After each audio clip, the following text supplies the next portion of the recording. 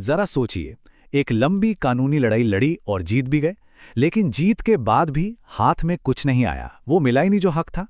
आज हम इसी निष्पादन की भूलभुलैया को समझने वाले हैं। मतलब कोर्ट के फैसले को हकीकत में बदलने का जो संघर्ष है, उसकी बात करेंगे। ये शब्द सीधे सुप्रीम कोर्ट के एक फैसले से लिए गए हैं और ये उस गहरी निराशा को दिखाते हैं जब न्याय कागज पर तो मिल जाता है पर असलियत में कहीं दूर, बहुत दूर रह जाता है। यही वो संघर्ष है जिसे आज हम समझने की कोशिश कर रहे हैं। और यहीं से हमारी पड़ताल का पहला हिस्सा शुरू होता है, विजेता का बोझ। क्योंकि जानते हैं, कभी कभी केस जीतना तो असल संघर्ष की बस शुरुआत होती है। तो हम बात कर रहे हैं न्याय की मैराथन के आखिरी मील की, जिसे कानूनी भाषा में कहते हैं अदालत की डिक्री का निष्पादन। सीधा सा मतलब है, जब अदालत ने फैसला सुना दिया तो उसे जमीन पर असलियत में लागू कैसे करवाया जाए। इस संघर्ष का एक जीता जागता और सच कहूं तो एक चौंकाने वाला उदाहरण है पेरियामल का मामला, जिसमें न्याय पाने में पूरे 45 साल लग गए। अब जरा इस टाइमलाइन को देखिए। एक बिल्कुल सीधा साधा मामला कैसे एक पीढ़ी से दूसरी पीढ़ी तक खिंचने वाली लड़ाई बन गया। 1980 में एक एग्रीमेंट हुआ, 2006 आते आते तो सुप्रीम कोर्ट ने भी कह दिया कि हाँ, प्रॉपर्टी खरीदार की है, लेकिन असल कब्जा वो फिर भी नहीं मिला।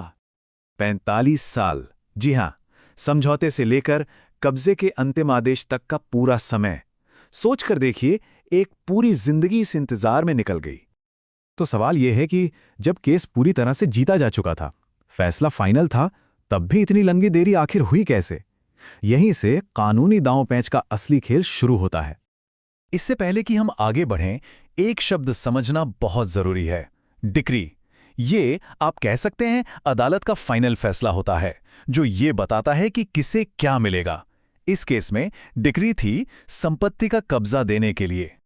ये था कहानी का टर्निंग पॉइंट।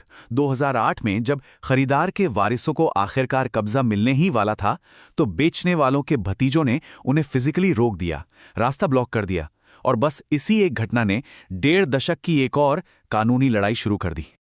तो ये सब हुआ कैसे? देखिए, जो लोग कब्जा रोक रहे थे उन्होंने कानून का ही गलत इस्तेमाल किया।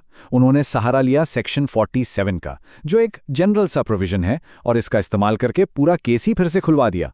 जबकि उन्हें एक स्पेसिफिक रूल, ऑर्डर 21, रूल 97 का इस्तेमाल करना था, जो सिर्फ कब्जे में आने वाली रुकावटों से निपटने के लिए बना है। आसान भाषा में कहें तो एक कानूनी लूप होल का फायदा उठाया गया। और सुप्रीम कोर्ट ने इस बात को पकड़ा। कोर्ट ने पाया कि यह सिर्फ कोई कानूनी स्ट्रैटेजी नहीं थी, ये तो न्याय को हराने के लिए एक सोची समझी साजिश थी, जो मिली भगत से चल रही थी।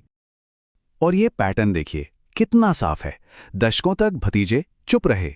जैसे ही सुप्रीम कोर्ट का फाइनल फैसला आया, उन्होंने कब्जा रोक दिया और अचानक से खुद को काश्तकार किराएदार बताने लगे। और सबसे बड़ी बात, जो लोग प्रॉपर्टी बेच चुके थे, यानी मूल विक्रेता, उन्होंने भी भतीजों के इस दावे का समर्थन कर दिया। सुप्रीम कोर्ट ने इस पैटर्न को साफ साफ पहचान लिया। अदालत ने कहा कि यह कानूनी प्रक्रिया का सरासर दुरुपयोग है और इसका एक ही मकसद है, सही मालिकों को उनकी प्रॉपर्टी से दूर रखना। इस पूरी लंबी कहानी के बाद आखिरकार सुप्रीम कोर्ट ने इस मामले को हमेशा के लिए खत्म करने के लिए एक निर्णायक फैसला सुनाया।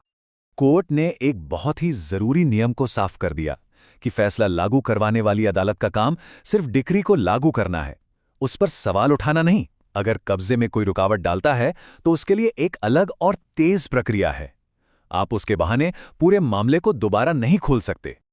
इसे केस का असर सिर्फ एक परिवार पर नहीं, बल्कि पूरे देश की न्याय व्यवस्था पर पड़ा। सुप्रीम कोर्ट ने भविष्य में ऐसी देरी रोकने के लिए बड़े निर्देश जारी किए। यहां तक कि सभी हाईकोर्ट्स को यह आदेश दिया गया कि वो ऐसे पेंडिंग मामलों पर नजर रखें और उन्हें 6 महीने के अंदर निपटाएं। और आखिर में 45 साल के लंबे इंतजार के बाद अपील करने वालों के लिए एक साफ और आखिरी नतीजा आया। कोर्ट ने तुरंत कब्जा देने का आदेश दिया और यह भी पक्का किया कि अगर जरूरत पड़े तो पुलिस की मदद भी ली जाए। ये पूरा मामला हमें एक बहुत गहरे सवाल पर सोचने के लिए मजबूर करता है। कागज पर मिले फैसले और असलियत में मिले न्याय में आखिर फर्क क्या है? जब कोई केस जीत जाता है तो क्या ये वाकई कहानी का अंत होना चाहिए, या फिर ये एक नई और शायद ज्यादा थका देने वाली लड़ाई की शुरुआत है?